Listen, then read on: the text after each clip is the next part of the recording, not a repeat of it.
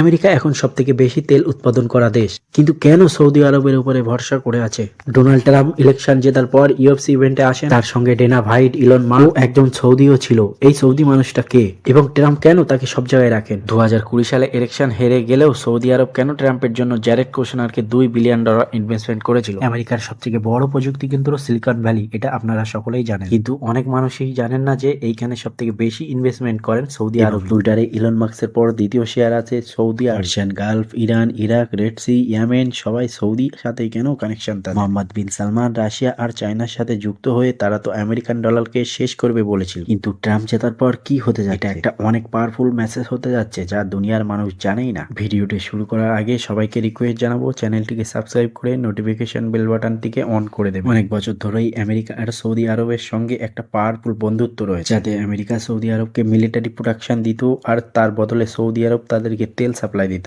এই দুই দেশের মধ্যে এমন ঘনিষ্ঠ হয়ে ওঠে বিংশ শতাব্দীর থেকে। যখন দুই দেশের দুইজনেরই ফায়দার জন্য বন্ধুত্ব করে ওঠে, তখন সৌদি আরব একটু গরিব দেশ ছিল। বিভিন্ন দেশের সাথে তাদের আদান প্রদানও কম ছিল। বেশিরভাগ মুসলমানদের হজ যাত্রা এবং মক্কা মদিনার জন্য তাদের ইকোনমিটা ভালোভাবেই চলছিল। কিন্তু 1933 সালে সবকিছু পাল্টে যায়। তখনকার সৌদি ব্যবসা Abdul Aziz bin Saud American company Standard Oil of ক্যালিফোর্নিয়ার সাথে একটি এগ্রিমেন্ট সাইন করেন। এই কোম্পানিকে সৌদি আরবের কোথায় কোথায় তেল আছে তা খোঁজার দায়িত্ব দেন। 1938 সালে সৌদি আরবের পূর্ব দিকে তেহরান শহরের পাশে তেলের একটা বড় খনির খোঁজ মেলে। এই তেলের খনি রাতারাত্রি সৌদি আরবের ভাগ্য পরিবর্তন হয়ে যায়। একটি গরিব মরুভূমির দেশ থেকে হয়ে ওঠে পৃথিবীর সব থেকে বড় তেল উৎপাদন কেন্দ্র। এই তেলকে ওঠানোর জন্য দ্বিতীয় আমেরিকান কোম্পানি জেব্রন এক্সন মোবিলের সাথে একটি পার্টনারশিপ গ্রহণ করেন। তারা সবাই এক হয়ে আরামকো নামে একটি নতুন কোম্পানি খোলেন। আরামকো শব্দের অর্থ হলো আরব আমেরিকা। আমেরিকার কাছে ছিল টাকা ও টেকনোলজি, আর সৌদি আরবের কাছে ছিল তেল, যার ফলে দুই দেশেরই লাভ হতে থাকে। আর দ্বিতীয় বিশ্বযুদ্ধের কারণে তেল সব থেকে জরুরি জিনিস। আমেরিকার অনেক তেলের প্রয়োজন, যাতে তাদের আর্মি প্লেন, ট্যাঙ্ক, জাহাজ তেলের ঘাটতি মেটাতে। সেই সময় সৌদি আরবের এই তেলের খনি অনেক নামকরণ হয়ে ওঠে বিভিন্ন দেশে। 1943 সালে American president Franklin D Roosevelt বলেন সৌদি আরবের জন্য আমেরিকান ডিফেন্স অনেক প্রয়োজন। এর জন্য ফেব্রুয়ারিতে প্রেসিডেন্ট রুজভেল্ট আর king Abdul Aziz bin Saud চুক্তিবদ্ধ হয়। চুক্তিটা হলো আমেরিকা আরবকে মিলিটারি প্রোডাকশন দেবে আর সৌদি আরব তাদেরকে তেল সাপ্লাই দেবে। বিশ্বযুদ্ধের পর 1950 থেকে 1990 এর মধ্যে ঠান্ডা যুদ্ধের মধ্যে থাকে। বিশেষ করে আমেরিকা আর সোভিয়েত ইউনিয়নের মধ্যে এক জটিল সময় ছিল। সেই সময় সোভিয়েত ইউনিয়নের মিডলে পড়েছিল সৌদি আরব, আর এই ইনফ্লুয়েন্সের ফলে অনেক সমালোচনায় পড়েন সৌদি আরব। 1970 সাল থেকে 1973 সাল পর্যন্ত আমেরিকাকে তেল আদান প্রদান করছিল সৌদি, কিন্তু 1973 সালে আরব ইসরায়েল যুদ্ধে সৌদি ঘোষণা করা যায় যে ইসরায়েলকে সমর্থকবাদী দেশগুলোকে কোনোদিনই তারা তেল সরবরাহ করবে না। সমগ্র আরব দেশে এই উদ্বেগ, যার ফলে আমেরিকাকে তেল দেওয়া বন্ধ করে দেয় সৌদি, যার ফলে পুরো গ্লোবাল মার্কেটে তেলের সংকট ঘটে। আর সৌদি আরব ও আমেরিকার বন্ধুত্ব অনেকটা খারাপ হয়ে যায়। এই বন্ধুত্ব ও তেলের সংকট ঠিক করার জন্য আমেরিকা ও সৌদি আরব 1974 সালে একটা জরুরি ডিল সাইন করে, যাকে পেট্রো ডলার এগ্রিমেন্ট বলা হয়, যার মাধ্যমে সৌদি আরব বলেন যে তাদের তেল শুধুমাত্র ইউএস ডলারে বিক্রি করবে। যেই দেশই তেল কিনবে তাকে প্রথমে ইউএস ডলারে কনভার্ট করতে হবে, যার ফলে আমেরিকান কারেন্সির ডিমান্ড অনেকটা বেড়ে যায়। তার ফলে America আরবকে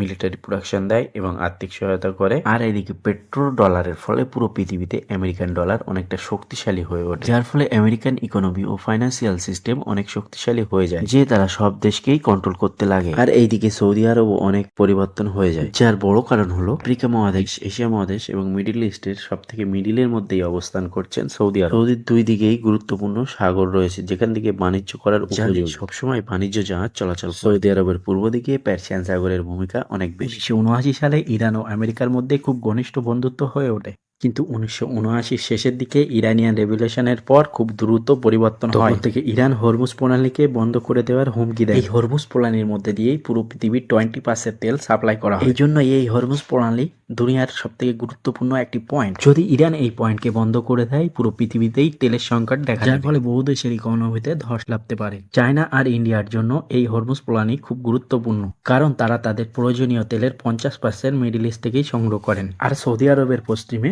Red Sea Europe, Africa এবং এশিয়া মহাদেশকে কানেক্ট করে, যেখান থেকে পুরো দুনিয়ার 12% ব্যবসা হয় এর মাধ্যমে। রেড সি সমুদ্র দুনিয়ার দ্বিতীয় গুরুত্বপূর্ণ জলপথ, যেটা ইয়ামেন দেশের পাশ দিয়ে প্রভাবিত হয়েছে। আর ইয়ামেন ইরানের কন্ট্রোলে আছে। আর এই পয়েন্টটা যদি বন্ধ করে দেয়, পুরো পৃথিবীর ইকোনমিতে ধস নামবে, যার কারণে আমেরিকার জন্য সৌদি আরব অনেক প্রয়োজন। সৌদি আরব আর আমেরিকার বন্ধুত্ব অনেক গভীর, কারণ এই দুই গুরুত্বপূর্ণ পয়েন্ট সৌদি আরবের কাছে। 1990 সাল থেকে 2000 সালের দিকে আমেরিকা ও সৌদি আরবের মধ্যে যখন খুবই ঘনিষ্ঠ বন্ধুত্ব ছিল, ইরাকের সাদ্দাম হোসেন যখন কুয়েতের উপরে হামলা করে, এটা সৌদি আরবের জন্য এক বড় হুমকির কারণ হয়েছিল। ইরাকের বর্ডারের আর্মি সৌদি আরবের বর্ডারের কাছেই ছিল। তখন সৌদি আরব আমেরিকাকে বলে, আমাকে প্রোটেক্ট করো। আমেরিকা তখন তাদের ডেজার্ট শিল্ড লঞ্চ করে দেয় আর 5 লক্ষ আর্মি সৌদি আরবে পাঠায়। দ্বিতীয় বিশ্বযুদ্ধের পর এই প্রথম আমেরিকা তার এত বেশি ফৌজিকে পাঠিয়েছে। 1991 সালে গালফ ওয়ার যখন শুরু হয়ে যায়, আমেরিকান আর্মি কুয়েতের মধ্যে দিয়ে ইরাকের পিছন দিক দিয়ে অ্যাটাক করে আমেরিকান আর্মি এবং কুয়েতকে সম্পূর্ণভাবে আজাদ করে নেয়। সৌদি আরবকেও ইরাকি হামলার হাত থেকে বাঁচিয়ে নেন আমেরিকা। এরপর সৌদি আরবে পার্মানেন্ট মিলিটারি তৈরি করে নেয়। এর জন্য আমেরিকার ইকোনমি বাড়তে সুবিধা হয়। এরপর আমেরিকা সৌদি আরবের উপরে বিভিন্ন আরোপ লাগাতে শুরু করে যে তাদের 19-এর মধ্যে 15 জায়গার সৌদিতেই ছিল, কিন্তু আমেরিকা আর সৌদি আরব সেটাকে দুই দেশ মিলে সমাধান করে নেয়। যুদ্ধে দুই দেশ পার্টনার হয়ে যায়। তাদের বন্ধুত্ব আরো মজবুত হয়ে যায় 2003 সালে, যখন আমেরিকা সাদ্দাম হোসেনকে হঠাতে ইরাকে হামলা করে, যাতে সৌদি সরাসরি যুক্ত না থাকলেও গোপনে তাদের বিভিন্ন হেল্প করে। কিন্তু 2010 সালে যখন বারাক ওবামা প্রেসিডেন্ট হন, সৌদি আর আমেরিকার বন্ধুত্ব অনেকটা খারাপ দিকে চলে যায়। হিউম্যান রাইটস এবং বারাক ওবামা ইয়েমেন যুদ্ধকে নিয়ে সমালোচনা করে। আর 2015 সালে আমেরিকা ও ইরান যখন নিউক্লিয়ার ডিল করেন, তখন সৌদি আরব তার তীব্র নিন্দা প্রতিবাদ করেন, কারণ তাদের সিকিউরিটির জন্য বিপদ ভেবেছিল। এই ডিল ইরানকে অনেক মজবুত করবে ভেবে। কিন্তু 2017 সালে যখন ডোনাল্ড ট্রাম্প প্রেসিডেন্ট হয়, এটা নিয়ে পরে কথা বলছি, তার আগে সৌদি আরব ও জো বাইডেনের ব্যাপারটাকে। বাইডেন আর সৌদির বন্ধুত্ব অনেক খারাপ ছিল। বাইডেন সৌদির বিরুদ্ধে খারাপ ডিসিশন নেয়।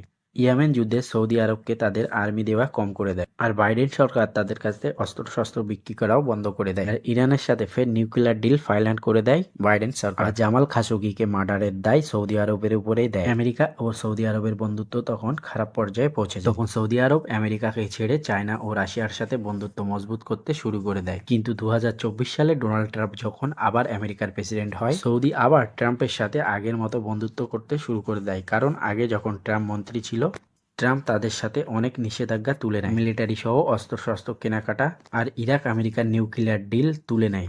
কিন্তু কেন সৌদি আর ট্রাম্পের মধ্যে এত বন্ধুত্ব? তা হলো এক গোপনীয় ফাইন্যান্সিয়াল আর পলিটিক্যাল ডিল, যেটা সম্পর্কে বেশি মানুষ জানেই না। ট্রাম্প সবসময় সৌদি রিয়ালকে ওয়েলকাম করেন, ফলে আমেরিকার পলিটিক্সে অনেক লাভ হয় তার। এর বড় এক্সাম্পল হলো 2004 সালে ইউএফসি ইভেন্টে আসেন ডোনাল্ড ট্রাম্প। তার সাথে বড় বড় বিজনেসম্যানও ছিল, যেমন ইলন মাস্ক, ডেনা হোয়াইট ও এক সৌদি মানুষ ইয়াসের আল রোমায়াত। ইয়াসের আল রোমায়াত বিভিন্ন খেলাধুলায় শেয়ার কেনেন, যার সাথে ট্রাম্পের খুব ঘনিষ্ঠ বন্ধু। গোপনে ট্রাম্পকে তারা অনেক হেল্প করেন। এই কারণেই ট্রাম্প তাকে বিভিন্ন ইভেন্টে রাখে। ট্রাম্পের জামাই জ্যারেড কুশনারের সাথে সৌদি কিং সালমানের অনেক খুব ভালো একটা বন্ধুত্ব। ট্রাম্প হেরে যাওয়া সত্ত্বেও তার জামাইকে $2 বিলিয়ন দিয়েছিল সৌদি বিজনেসের ব্যাপারে। কিন্তু এটাকে অনেকে বলেন ট্রাম্প সৌদির সাথে লয়ালিটি বজায় রাখার জন্য এই অর্থ দিয়েছে। এই ধরনের হিস্ট্রিক্যাল ভিডিও দেখতে আমাদের চ্যানেলটিকে অবশ্যই সাবস্ক্রাইব করবেন। আর যারা ফেসবুক থেকে দেখছেন, তারা অবশ্যই পেজটিকে ফলো করবেন, কারণ একটি মাত্র সাবস্ক্রাইব